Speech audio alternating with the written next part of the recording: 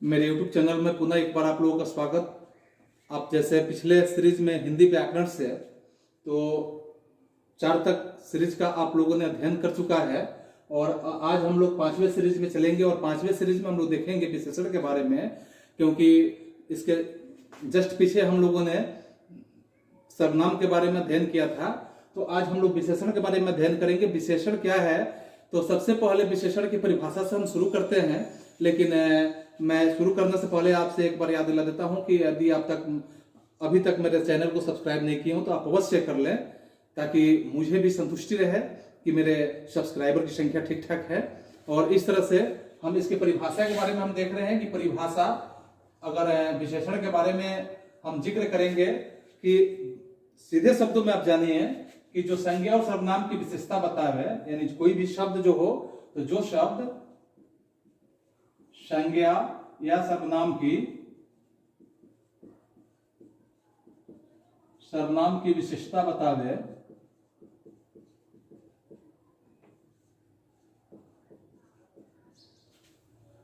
उस शब्द को विशेषण कहते हैं। उस शब्द को विशेषण कहते हैं।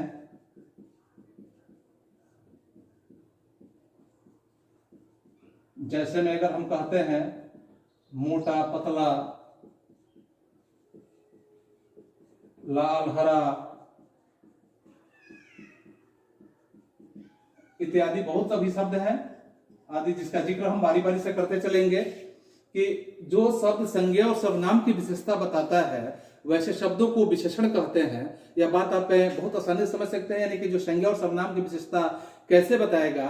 जैसे मैं कहता हूं कि यह कलम नीला चलता है, यह कलम जो है नीला चलता है, यानी कलम जो है इसकी विशेषता बता रहा है। यह चलता है लेकिन किस रंग में चलता है, तो नीले रंग में चलता है। तो इस तरह से कलम की विशेषता बता रहा है कि इसके रंग जो है, इसके कलर जो है वह नीले कलर में है, तो यह नीला कलम चलता है। तो इसमें आप ऐसे शब्दों में जानिए कि विशेषण का शाब्दिक अर्थ होता है विशेषता उत्पन्न करने वाला। विशेषण का शाब्दिक अर्थ ही होता है कि विशेषता उत्पन्न करने वाला, या हम उसको विशेषक भी कह सकते हैं। जो शब्द संज्ञा और सर्वनाम की विशेषता बतावे उसे हम विशेषण कहते हैं। अर्थात जो शब्द हम ऐसे कह सकते हैं कि जो शब्द गुण का, दोष का, भाव का, उसके बाद संख्या का, परिमाण का आदि से संबंधित जो भी बातें होता है, इन सही बातों से संबंधित विशेषता का बोध कराता है, वैसे शब्दों को हम विशेषण कहते हैं। ठीक है। तो इस तरह से जब हम विशेषण रहित संज्ञा से, या विशेषण रहित जो संज्ञा होता है उस संज्ञा में जिस वस्तु का बोध होता है, विशेषण लगाने के बाद उसका जो अर्थ होता है, अर्थ सीमित ही हो जाता है। अगर किसी भी संज्ञा रहित जो वस्तु होता है, आप देखेंगे कि जो संज्ञा रहित जैसे ही विशेषण का प्रयोग होता है तो उस वस्तु का अर्थ क्या हो जाता है कि सीमित हो जाता है। जैसे अगर हम बात करते हैं कि अगर हम ऐसे कहें कि उदाहरण के रूप में जैसे यहां बताया गया, लाल, हरा, पीला, नीला, बड़ा, काला, लंबा, दयालु, भारी, सुंदर, कायर, टेढ़ा, मेढ़ा, एक, दो, वीर, पुरुष, है ना। तो इस तरह से गोरा, अच्छा, बुरा, मीठा, खट्टा आदि। तो इसका और भी हम परिभाषा दूसरे शब्दों में दे सकते हैं कि विशेषण वे शब्द होते हैं जो संज्ञा या सर्वनाम की विशेषता बताते हैं। विशेषण वे शब्द होते हैं जो संज्ञा और सर्वनाम की विशेषता बताते हैं। यह शब्द वाक्य में संज्ञा के साथ जब लगते हैं तो संज्ञा के साथ लगकर संज्ञा की विशेषता बताते हैं। यानी विशेषण जो होते हैं अक्सर, जैसे आप लोगों ने शब्द के बारे में अध्ययन किया था पिछले सीरीज में, 3 नंबर सीरीज में आप लोगों ने अध्ययन किया था शब्द के बारे में। तो शब्द की यह क्या होता है कि शब्द के रूप में यह विकारी शब्द होता है। जैसे विकारी या विकारी शब्द का आप लोगों ने जिक्र किया था उसमें, तो उसमें यह शब्द जो होता है कैसा शब्द होता है, तो विकारी शब्द होता है। इन्हें सार्थक शब्दों के 8 भेदों में से एक माना जाता है। विशेषण जो होता है, विशेषण को ऐसे सार्थक शब्दों के 8 भेद में, विशेषण एक अपना अलग भेद होता है, तो 8 भेदों में एक अपना भेद है। विशेषण लगाने के बाद संज्ञा का अर्थ सीमित हो जाता है, जो मैंने अभी पहले ही बताया। इसका अर्थ यह है कि विशेषण रहित संज्ञा से जिस वस्तु का हम बात करते हैं, तो जिस वस्तु का बोध होता है विशेषण लगने पर उसका अर्थ सीमित हो जाता है। उदाहरण स्वरूप अगर हम बातें करें, जैसे देखेंगे कि घोड़ा संज्ञा से घोड़ा जाति के सभी घोड़ा जातियों का बोध होता है, यानी कि घोड़ा में जितनी प्रजाति जितनी जातियां होती है उतनी जातियों का बोध होता है। लेकिन अगर उसी शब्द को हम काला घोड़ा कह दें तो काला घोड़ा कहने का मतलब होता है कि घोड़ा में एक सीमित जाति का बोध होगा कि जो काले रंग का होगा। लाल घोड़ा कह दें तो एक सीमित जाति का बोध होगा जो लाल रंग का होगा। तो इस तरह से आप संज्ञा को क्या करेंगे, यानी संज्ञा के जो सीमित स्थितियों का बोध कराता है यह विशेषण का काम होता है। अर्थात हम ऐसे कह सकते हैं यहाँ कला यानी कला विशेषण जो हो गया, कला विशेषण लगा देने से यहाँ घोड़ा संज्ञा की जो आप व्याप्ति देखते हैं इसका मर्यादित यानी सीमित, मर्यादित का मतलब सीमित, यहाँ सीमित हो जाना निश्चित हो जाता है। और भी हम बातें करते हैं, जैसे हम कहेंगे कि राधा सुंदर लड़की है, रमेश लीडर सिपाही है, मोहन एक मेहनती लड़का है। तो इस तरह के शब्दों का जो हम जिक्र करेंगे, ऐसे शब्दों के जिक्र करने के बाद विशेषण का खास अपना स्थिति का पता चल जाता है, उसके अर्थों का पता चल जाता है कि विशेषण का यही रूप है, यही प्रकार है, यही अर्थ है। ठीक है, तो अब हम बातें करेंगे कि विशेषण के जो भेद के बारे में, कि विशेषण के मुख्य रूप से 8 भेद होते हैं। ठीक है, विशेषण के कितने भेद होते हैं? 8 भेद होते हैं। जिन 8 भेदों को अगर हम अलग अलग ढंग से पहले इसका नाम लिख देते हैं कि 8 भेद कौन कौन होते हैं विशेषण के। विशेषण के 8 भेद होते हैं।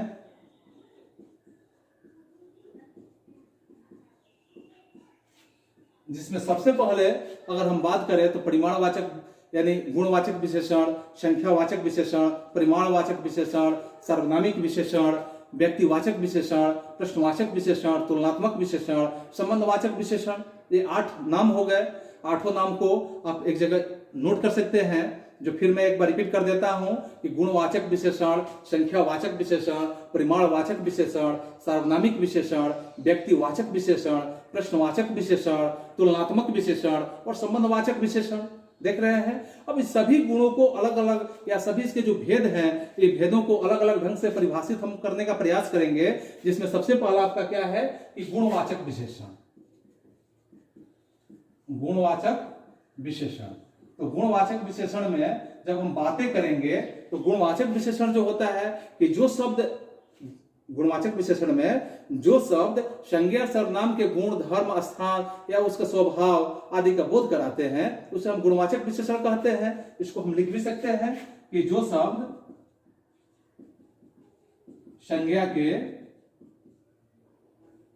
संज्ञा या सर्वनाम के गुण, दोष, स्वभाव आदि का बोध कराते हैं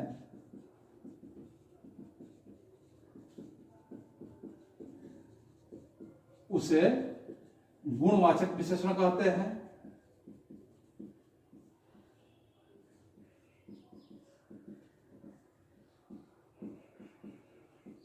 उसे गुणवाचक विशेषण कहते हैं। जैसे कि अगर हम बातें करेंगे कि अगर हम अच्छा, बुरा, सफेद, काला, जैसे अच्छा, बुरा, सफेद, काला आदि बहुत शब्द हैं। ऐसे शब्दों की जब हम जिक्र करेंगे तो आपके गुणवाचक विशेषण में आएंगे। और खासकर वे विशेषण हम ऐसे कहेंगे कि वे विशेषण शब्द जो संज्ञा या सर्वनाम, यानी संज्ञा हो या सर्वनाम हो, उसके शब्द के गुण, दोष, रंग, रूप, आकार, स्वाद, दशा, अवस्था आदि की विशेषता प्रकट करते हैं, वैसे विशेषण को गुणवाचक विशेषण कहते हैं। और इस तरह से गुणवाचक विशेषण में जैसे आप देखेंगे कि कुछ ऐसे हम इसको अलग अलग ढंग से प्रस्तुत भी कर सकते हैं कि गुण बोधक कुछ शब्द होते हैं। जैसे गुण का प्रकट कराता है। मान लीजिए कि किसी व्यक्ति के अंदर कोई गुण होता है तो गुण में जैसे हम कहेंगे कि अच्छा, बुरा, गोरा, वीर, कायर, क्रोधी आदि ये सब क्या है, गुण का प्रयोग होता है। फिर आप अगर रंग बोधक के रूप में इसका प्रयोग करते हैं तो रंग बोधक में देखेंगे जैसे सफेद हो गया, हरा हो गया, नीला हो गया, पीला हो गया, लाल हो गया इत्यादि। ये क्या होगा कि रंग बोधक विशेषण के अंतर्गत, यानी कि आपके गुणवाचक विशेषण में रंग बोधक शब्द के प्रतीक हैं। फिर आप देखेंगे आकार बोधक में, तो आकार में जैसे वस्तु का आकार किस प्रकार का है, मान लीजिए कि मोटा है, पतला है, गोल है, लंबा है, चौड़ा है, इत्यादि शब्दों का जो प्रयोग होता है। फिर आप कालबोधक में देखेंगे तो कालबोधक में कुछ ऐसे आपको देखने के लिए मिलेगा, जैसे मान लीजिए कि समय के स्थिति में कोई वस्तु नया होता है, कोई पुराना होता है, तो नया हो गया, पुराना हो गया, कालबोधक के रूप में प्रयोग कर सकते हैं। फिर आप इस तरह से आप देखेंगे कि गुणवाचक विशेषण जो है, जिसमें गुण, भला, उचित, इसका जो कोई अगर गुण के रूप में हम प्रयोग करें तो गुण के रूप में देखेंगे कि अगर ऐसे शब्द आते हैं जैसे भला हो गया, उचित हो गया, अच्छा हो गया, ईमानदार हो गया, सरल हो गया, विनम्र हो गया, बुद्धिमान हो गया या बुद्धिमानी हो गया, सच्चा हो गया, दानी हो गया, न्यायी हो गया, या सीधा, शांत आदि ऐसे शब्द जो हम प्रयोग करेंगे ये आपके गुणवाचक विशेषण में या गुण का भाव प्रकट करते हैं। फिर आप देखेंगे अगर दोष का भाव प्रकट करने वाले शब्द कुछ होते हैं, जैसे बुरा हो गया, अनुचित हो गया, झूठा हो गया, क्रूर हो गया, या कठोर हो गया, घमंडी हो गया, बेईमान हो गया, पापी हो गया, दुष्ट हो गया, ये सब जितने शब्द हैं ये आपके दोष का वर्णन कराते हैं। फिर आप बातें करेंगे रंग और रूप के आकार में, यानी मनुष्य का जैसे रंग और रूप होता है तो रंग और रूप के आकार में जब बोध कराएंगे तो उसमें लाल हो गया, पीला हो गया, नीला हो गया, हरा हो गया, सफेद हो गया, काला, बैगनी, सुनहरा, चमकीला, धुंधला, फीका इत्यादि ये सब जो रंग होते हैं ये आपके रंग और रूप के रूप में आएंगे। फिर आप इसका अगर आकार की स्थिति में बातें करते हैं तो आकार की स्थिति में जैसे गोल हो गया, चौकोर हो गया, सुडौल हो गया, समान, पीला, सुंदर, नुकीला, लंबा, चौड़ा, सीधा, तिरछा, बड़ा, छोटा, चपटा, ऊंचा, मोटा, पतला आदि ऐसे शब्द जो हो गए आपके क्या हो गए कि आकार के बोध कराने वाले गुणवाचक विशेषण में आएंगे। फिर अगर आप स्पर्श की बातें करते हैं तो स्पर्श की बातों में जब आप ध्यान देंगे तो जैसे मुलायम हो गया, सख्त हो गया, ठंड हो गया, गर्म हो गया, कोमल हो गया, खुरदरा हो गया, तो ऐसे शब्द जो होते हैं स्पर्श के संदर्भ में गुणवाचक का बोध कराते हैं। फिर आप बातें करेंगे अगर स्वभाव के बारे में, तो स्वभाव के बारे में देखेंगे जैसे मान लीजिए कि कोई व्यक्ति चिड़चिड़ा होता है तो चिड़चिड़ा स्वभाव, चिड़चिड़ा क्या हो गया कि वहां विशेषण हो गया, गुणवाचक विशेषण में चिड़चिड़ा हो गया। मिलनसार हो गया, आप बहुत मिलनसार आदमी हैं तो मिलनसार हो गया। फिर आप बातें करेंगे गंध के बारे में, तो गंध में भी जैसे देखेंगे कि सुगंधित हो गया, दुर्गंधित हो गया, तो इस तरह के जो गंध होते हैं गंध के बारे में गुणवाचक विशेषण भी प्रयोग होता है। फिर आप व्यवसाय संबंधी कुछ शब्दों को आप समझ सकते हैं कि व्यवसाय संबंधी शब्दों में जैसे व्यापारी हो गया, यह भी आपका विशेषण होता है व्यापारी। फिर आप देखेंगे औद्योगिक हो गया, शैक्षणिक हो गया, प्राविधिक हो गया, ऐसे शब्द जो होते हैं ये सब गुणवाचक विशेषण के अंतर्गत आते हैं। फिर आप पदार्थों के संदर्भ में देखेंगे गुणवाचक विशेषण को, तो इसमें जैसे सूती हो गया, रेशमी हो गया, उन्नी हो गया, कागजी हो गया, फौलादी हो गया, लौ हो गया इत्यादि, ये सब क्या है कि गुणवाचक विशेषण में ये भी आते हैं। फिर आप अगर समय के संदर्भ में देखेंगे तो समय के संदर्भ में जैसे मान लीजिए अगला हो गया, पिछला हो गया, इसके बाद आप बौद्धकालिक हो गया, प्रागैतिहासिक हो गया, ऐसे शब्दों का जो प्रयोग करेंगे, नजदीकी हो गया, दूरी हो गया, ये सब शब्द क्या होते हैं कि समय के बोध कराने के लिए गुणवाचक शब्द का प्रयोग किया जाता है। फिर आप देखेंगे तापमान के संदर्भ में, जैसे तापमान में आपका ठंडा हो जाता है, गर्म हो जाता है, कुनकुना हो जाता है, ऐसे शब्दों का जो इस्तेमाल करेंगे ये आपके क्या होंगे, तापमान के स्थिति में प्रयोग हो सकते हैं। फिर आप कई शब्दों का यहाँ इस्तेमाल देखेंगे। फिर आप अगर ध्वनि के संदर्भ में देखना चाहते हैं तो ध्वनि के संदर्भ में भी आपको मिलेगा कि ध्वनि यानी आवाज जो होता है, तो आवाज के संदर्भ में आपको देखने के लिए मिलेगा कि जैसे मान लीजिए कि मधुर हो गया, कर्कश हो गया इत्यादि शब्द को आप ध्वनि के संदर्भ में, यानी मधुर ध्वनि, कर्कश ध्वनि, तो मधुर भी जो होता है आपका ये विशेषण में ही होता है, कर्कश ध्वनि, तो इस तरह से ये शब्द क्या होते हैं, विशेषण में होते हैं। अगर हम स्वाद के संदर्भ में विशेषण को देखना चाहते हैं या गुणवाचक में ही आता है, तो स्वाद के संदर्भ में जैसे कड़वा हो गया, नमकीन हो गया, तीखा, मीठा, खट्टा, सुगंधित, ऐसे स्थिति में दासा और अवस्था के बारे में भी आप गुणवाचक विशेषण को समझ सकते हैं। तो इसमें जैसे दुबला हो गया, पतला हो गया, मोटा हो गया, भारी हो गया, पिघला, गाढ़ा, गीला, सूखा, घना, उसी तरह से गरीब, उद्यमी, पालतू, रोगी, स्वास्थ्य, कमजोर, हल्का, ऐसे शब्दों का इस्तेमाल आप दशा और अवस्था के संदर्भ में कर सकते हैं। और आप स्थान के बारे में भी देख सकते हैं कि स्थान के संदर्भ में भी गुणवाचक का प्रयोग होता है। जैसे आप देखते हैं कि उजाड़ हो गया, चौरस हो गया, भीतरी हो गया, बाहरी हो गया, ऊपरी हो गया, सतही हो गया, पूर्वी हो गया, पछिया हो गया, दाया हो गया, बाया हो गया, स्थानीय, देशीय, क्षेत्रीय, असमी, पंजाबी, अमेरिकी इत्यादि शब्द जो होते हैं आपके क्या होते हैं कि स्थान के संदर्भ में यह प्रयोग किए जाते हैं। फिर आप देखेंगे दूसरा इसका नाम जो आप देख लिए गुणवाचक विशेषण, तो गुणवाचक के बाद आप देखेंगे कि दूसरा इसका नाम है, दूसरा भेद संख्यावाचक विशेषण। तो संख्यावाचक विशेषण में आपको मिलेगा संख्यावाचक विशेषण।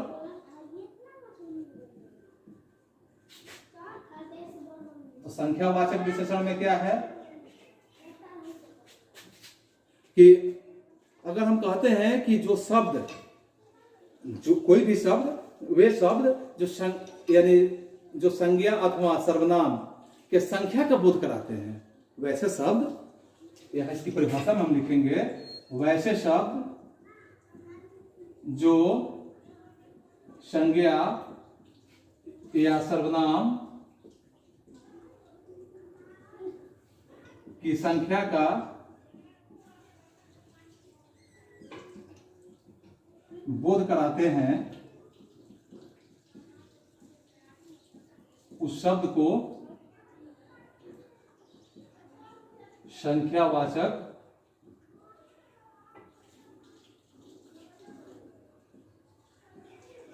संख्यावाचक विशेषण कहते हैं।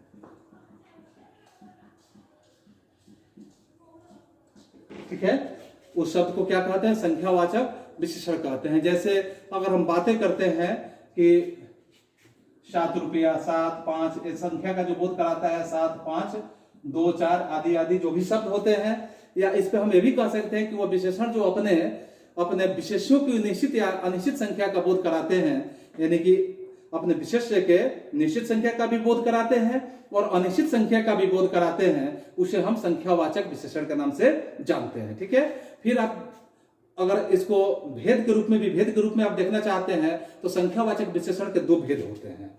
2 भेद में एक आपका निश्चित संख्यावाचक विशेषण हो जाता है, इसके 2 भेद है,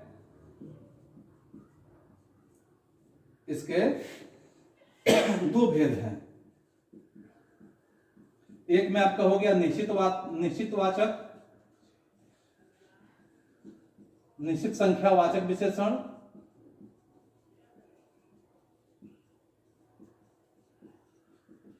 और दूसरा हो गया आपका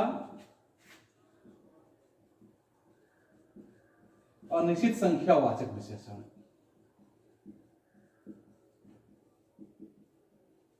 ठीक है, तो इसमें आप देखेंगे कि निश्चित संख्यावाचक विशेषण और अनिश्चित संख्यावाचक विशेषण दोनों कैसे अलग अलग है, क्यों इसको 2 पार्ट में, 2 हिस्सों में बांटा गया या संख्यावाचक विशेषण को। तो कुछ ऐसे शब्द होते हैं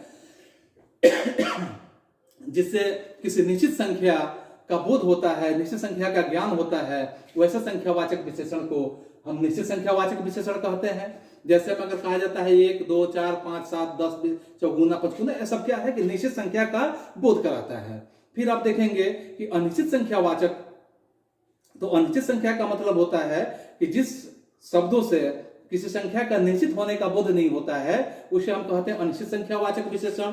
जैसे हो जाएगा कई हो गया, कुछ हो गया, सब हो गया, थोड़ा हो गया, सैकड़ों हो गया, हजारों हो गया। यानी कि हजारों कहने से संख्या का बोध नहीं होता है, सैकड़ों कहने से संख्या का बोध नहीं होता है, यानी संख्या का बोध होता है लेकिन किस रूप में होता है? तो अनिश्चित रूप में होता है। तो ऐसे संख्या को अनिश्चित संख्यावाचक विशेषण के नाम से हम जानेंगे। ठीक है, फिर आप देखेंगे इसके तीसरे इसके प्रकार के रूप में, तो तीसरे प्रकार में आप देखेंगे इसका विशेषण का तीसरा भेद जो है परिमाणवाचक विशेषण। ठीक है, परिमाणवाचक विशेषण। तो इसमें आप देखेंगे परिमाणवाचक विशेषण में क्या है? तीसरा आपका परिमाणवाचक विशेषण। तो परिमाण का मतलब क्या, आप तो समझ रहे हैं परिमाण। तो परिमाण का मतलब कि जिन शब्दों से किसी संख्या के, यानी कि जिन शब्दों से किसी वस्तु के माप या तौल का बोध होता है, परिमाण का यानी कि वजन का, मात्रा का बोध होता है। तो जिन शब्दों से किसी वस्तु के नाप या तौल संबंधी विशेषताओं का बोध होता है, वैसे शब्दों को क्या कहते हैं? परिमाणवाचक विशेषण कहते हैं। अर्थात आप लिखेंगे कि जिन शब्दों से किसी वस्तु के माप या तौल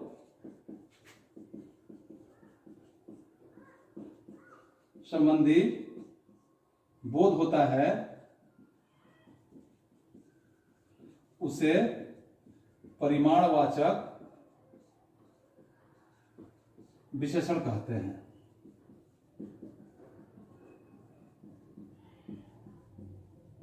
उसे परिमाणवाचक विशेषण कहते हैं। जैसे में अगर हम देते हैं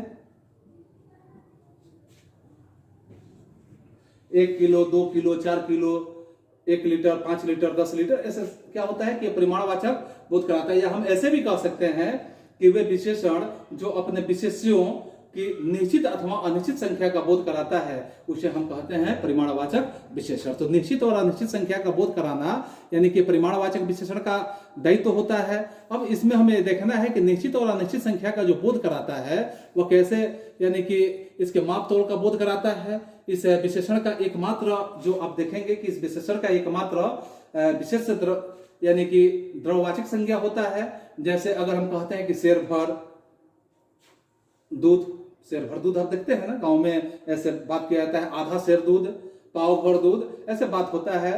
तोला भर सोना, तोला भर गहना, है ना, तो सोना या सोना चांदी ऐसे जो होता है। इसके बाद है थोड़ा पानी, कुछ पानी, है ना, या सब धन और घी, और शब्द भी यहाँ पे क्या हो गया विशेषण के रूप में प्रयोग किया गया कि और घी लाओ, 2 लीटर दूध, बहुत चीनी इत्यादि ऐसे शब्दों का जो हम प्रयोग करते हैं या क्या होता है कि परिमाणवाचक विशेषण के अंतर्गत आता है। अब हम परिमाणवाचक विशेषण को भी 2 भागों में बांट सकते हैं। इसके भी 2 भाग होते हैं, इसके 2 भाग होते हैं, 2 हिस्से होते हैं, 2 भेद होते हैं, इसके 2 भेद होते हैं।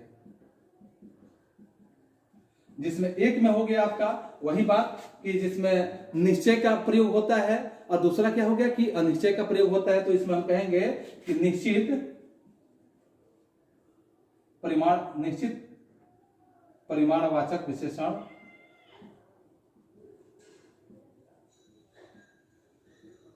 और दूसरा आपका हो गया अनिश्चित परिमाणवाचक विशेषण। तो इसको हम अलग अलग ढंग से समझ सकते हैं कि निश्चित का मतलब हो गया कि जो विशेषण शब्द किसी वस्तु की निश्चित मात्रा अथवा नाप तोल का बोध कराता है, किसी वस्तु का निश्चित मात्रा का या उसका नाप तोल का बोध कराता है, वैसे विशेषण को हम निश्चित परिमाणवाचक विशेषण कहते हैं। जैसे में आप देख सकते हैं कि 2 सेर घी, 2 सेर दूध, है ना, तो ऐसे शब्दों का जो इस्तेमाल कर 10 हाथ जगह या 10 हाथ स्थान, इस तरह से आप 4 गज मलमल, 4 किलो आलू, 5 किलो फल, ऐसे करके आप प्रयोग कर सकते हैं। फिर आप देखेंगे अनिश्चित वाचक में कि अनिश्चित वाचक जो अनिश्चित परिमाणवाचक विशेषण जो होता है, इसके संदर्भ में आप कह सकते हैं कि जो विशेषण शब्द किसी वस्तु की निश्चित मात्रा अथवा उसके माप तोल का बोध नहीं कराता है, वैसे शब्दों को अनिश्चित परिमाणवाचक विशेषण के नाम से जानते हैं। जैसे अगर कहा जाए सब धन, तो सब धन निश्चित तो है नहीं कितना धन कितना है, तो सब धन यानी कि टोटल की बात हो गया, कुल की बात हो गया। इसके बाद अगर कहा जाता है कुछ दूध, तो दूध में आप कितना दूध, 1 लीटर, 10 लीटर, आधा पाव, 2 पाव, कितना देना है पता नहीं, तो सब दूध या कुछ दूध, बहुत पानी का मतलब या कोई निश्चित मात्रा का बोध नहीं हो रहा है। ठीक है, तो फिर आप देखेंगे इसके बाद आपका जो चौथा प्रकार है कि चौथा प्रकार में आपका जो नाम आता है वह सर्वनामिक विशेषण का आता है। ठीक है, चौथे में होता है सर्वनामिक विशेषण। इस पे हम बातें करेंगे।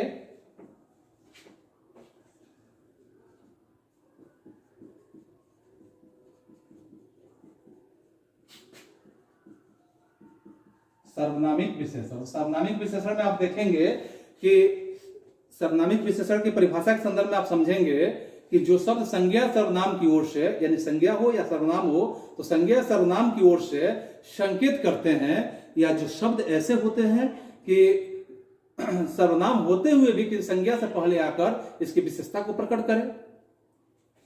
आप इसको लिख भी सकते हैं कि जो शब्द संज्ञा सर्वनाम की ओर से, जो शब्द संज्ञा या सर्वनाम की ओर से, सर्वनाम की ओर से क्या करते हैं, संकेत करते हैं, यानी इशारा करते हैं, ओर से संकेत करते हैं। ठीक है, जो सब संज्ञा सर्वनाम की ओर से संकेत करते हैं, या ऐसे भी बताया गया, या जो सब संज्ञा, जो सब सर्वनाम होते हुए भी, जो सब सर्वनाम या जो शब्द सर्वनाम होते हुए भी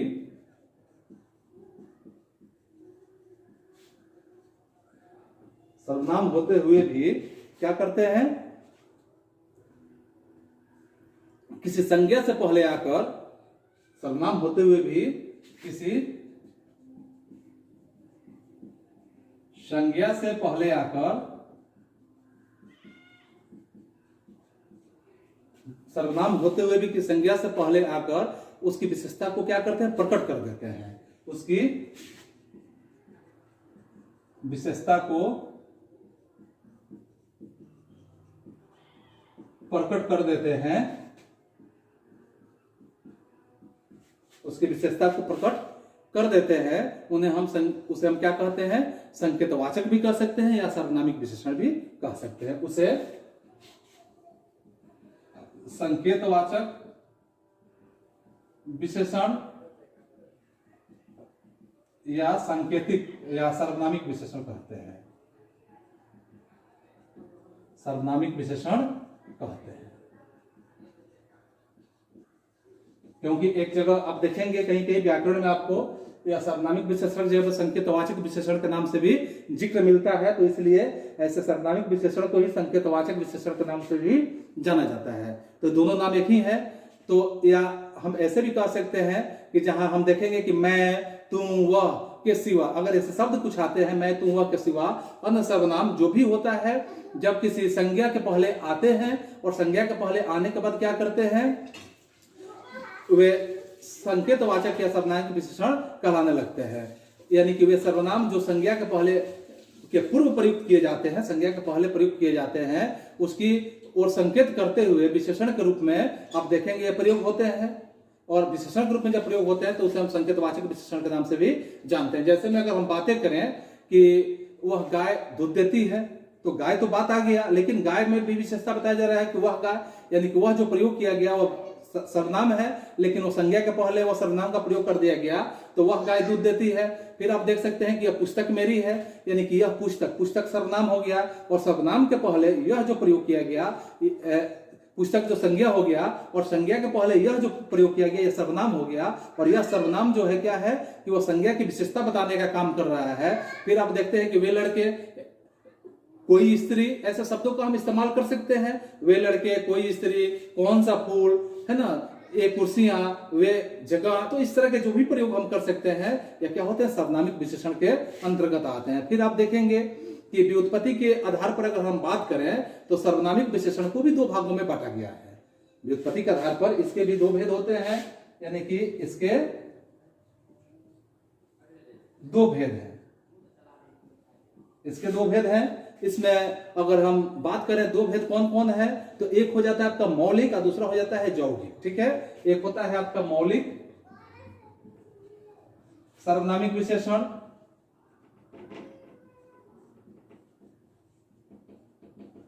और दूसरा हो जाता है आपका यौगिक सर्वनामिक विशेषण।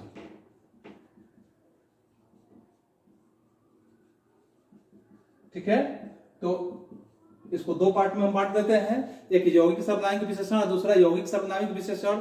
तो जो शब्द यानी कि बिना रूपांतर के, माने बिना उसको रूपांतरित किए हुए संज्ञा के बदले में आते हैं, जैसे में अगर हम बातें करें कि यह घर, वह लड़का, कोई नौकर इत्यादि, ये क्या हो गए, ये आपके मौलिक सर्वनामिक विशेषण हो गए।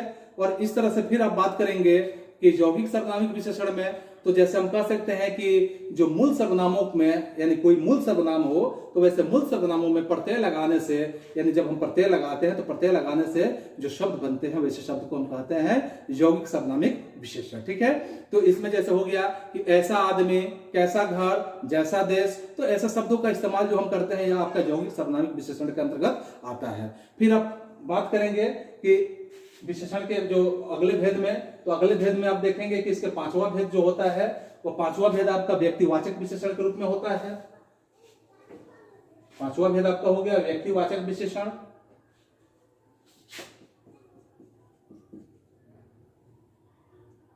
व्यक्तिवाचक विशेषण,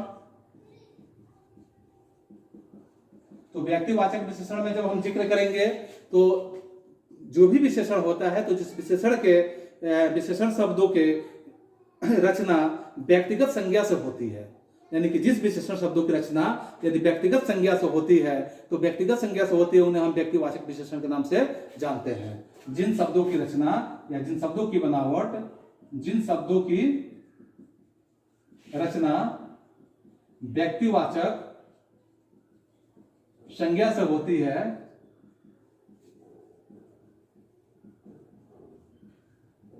उसे व्यक्तिवाचक विशेषण कहते हैं, व्यक्तिवाचक विशेषण कहते हैं।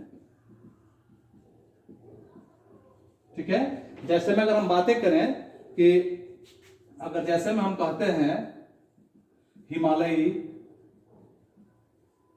जयपुरी, समझ रहे हैं, अगर हम कहते हैं इलाहाबादी,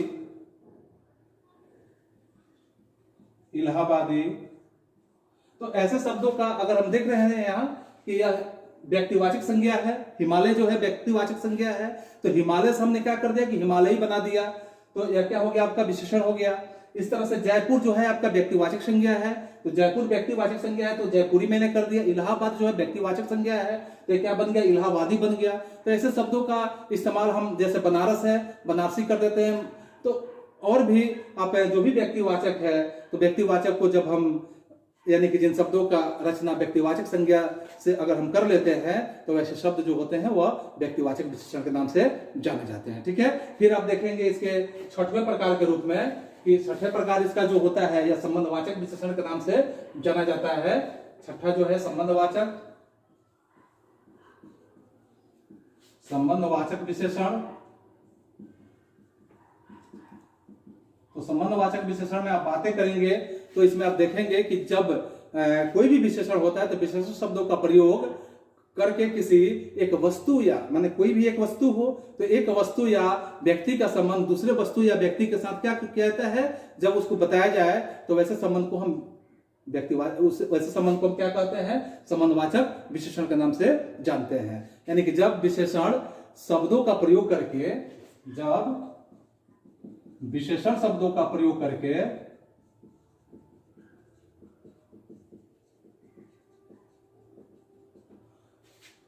विशेषण शब्दों का प्रयोग करके यदि विशेषण शब्द का जब हम प्रयोग करते हैं तो किसी भी एक वस्तु या व्यक्ति के साथ करके किसी एक व्यक्ति या वस्तु, किसी एक व्यक्ति या वस्तु, जो भी कोई एक व्यक्ति या वस्तु होता है तो एक व्यक्ति या वस्तु का संबंध दूसरे व्यक्ति या वस्तु के साथ किया जाता है। व्यक्ति या वस्तु का संबंध दूसरे व्यक्ति या वस्तु के साथ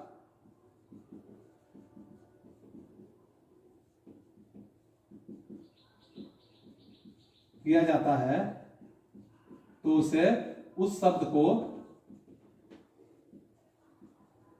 संबंधवाचक विशेषण कहते हैं। उस शब्द को संबंधवाचक विशेषण कहते हैं। जैसे में अगर हम बातें करें कि जैसे अंदरूनी, यह शब्द अगर अंदर से शब्द से बना है, अंदर शब्द से बना है जो कि एक क्रिया विशेषण है, और भीतरी या शब्द जो है यह भीतर के शब्द से बना है, तो इस तरह से शब्दों का हम यहाँ प्रयोग कर सकते हैं। और आगे हम बात करेंगे फिर से आपके छठे आपका भेद हुआ, फिर हम सतवें भेद के रूप में बात करेंगे कि सतवें भेद में आपका क्या हो जाता है, प्रश्नवाचक विशेषण। ठीक है, प्रश्नवाचक विशेषण सातवां में होता है प्रश्नवाचक।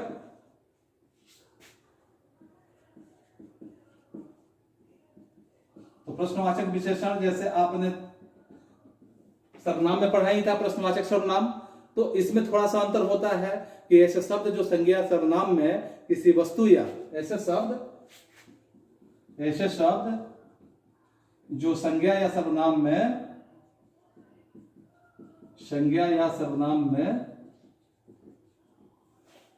यानी संज्ञा हो, माने वैसा शब्द जो संज्ञा हो या सर्वनाम हो, तो वैसे संज्ञा सर्वनाम में किसी वस्तु या व्यक्ति के जानने के लिए किसी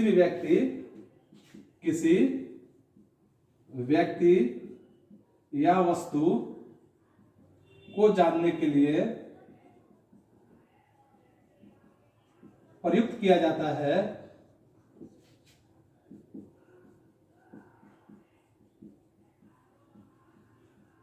उस शब्द को प्रश्नवाचक विशेषण कहते हैं। प्रश्नवाचक विशेषण कहते हैं। वैसे शब्द को क्या कहते हैं? प्रश्नवाचक विशेषण कहते हैं। अब इसमें हम बातें देखेंगे यहाँ कि इन विशेषण शब्दों का प्रयोग करके हम संज्ञा या सर्वनाम के बारे में, संज्ञा हो या सर्वनाम हो, उसके बारे में ज्यादा जानकारी मिल जाती है। जैसे अगर हम कहते हैं कि तुम कौन सी वस्तु के बारे में बात करते हो, तुम कौन सी वस्तु, यानी कि हाँ कौन जो है आपका प्रश्नवाचक है, कौन सी वस्तु। इसी तरह से मेरे जाने के बाद कौन आया था। तो ऐसे शब्दों का जो हम इस्तेमाल करते हैं या क्या होता है आपका, या प्रश्नवाचक विशेषण के नाम से इसको हम जानेंगे। फिर हम देखेंगे यहाँ कि प्रश्नवाचक विशेषण के बाद अगर हम देखते हैं कि हमारा 8वां जो भेद है वह 8वां भेद होता है तुलनात्मक विशेषण। 8वां भेद हमारा क्या है? तुलनात्मक विशेषण, यानी 8वां और अंतिम भेद है आपका तुलनात्मक विशेषण। तो तुलनात्मक विशेषण का मतलब सुनने से ही आपको समझ में आ जाता है, तुलना करना, कंपैरिजन करना। यानी कि जैसा कि हम सभी जान चुके हैं कि आज हम लोग जो विशेषण पढ़ रहे हैं, तो इस विशेषण में संज्ञा या सर्वनाम की विशेषता तो बताने की बात हो ही रही है। तो संज्ञा और सर्वनाम की विशेषता बताने की बात हो रही है, लेकिन कई बार दो वस्तुओं के गुण और दोषों की तुलना की जाती है। अगर हम दो वस्तुओं के गुण और दोषों की तुलना करें तो जिन शब्दों से वस्तुओं के परस्पर तुलना की जाती है, माने जो भी शब्द है उन शब्दों से यदि वस्तुओं की तुलना की जाती है तो वैसे ही शब्द को क्या कहते हैं? तुलनात्मक विशेषण के नाम से जानते हैं। अब तुलनात्मक विशेषण जो होता है, तो तुलनात्मक विशेषण में जैसे तुलनात्मक या तुलना बोधक विशेषण की कुछ अवस्थाएं होती है। अगर हम इसमें बात करें तुलना बोधक विशेषण की अवस्थाएं,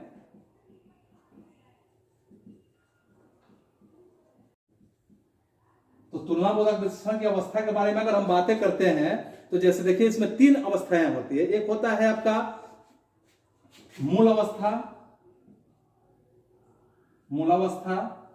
दूसरा आपका होता है उत्तरावस्था, और तीसरा आपका होता है, यानी कि मूलावस्था, उत्तरावस्था, और तीसरा होता है आपका उत्तमावस्था।